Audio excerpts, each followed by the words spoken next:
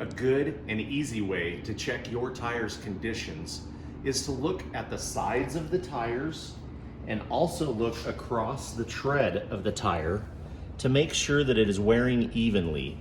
If one side of the tire, inside or the outside edge, is wearing different than the other, this is going to indicate that you probably need an alignment on the car, which a mechanic or service shop should be able to do for you fairly quickly and easily. Then, to check the tread depth on your tire, having a penny in your car and checking the depth of the tread against the top of the president's head on the penny, just like this.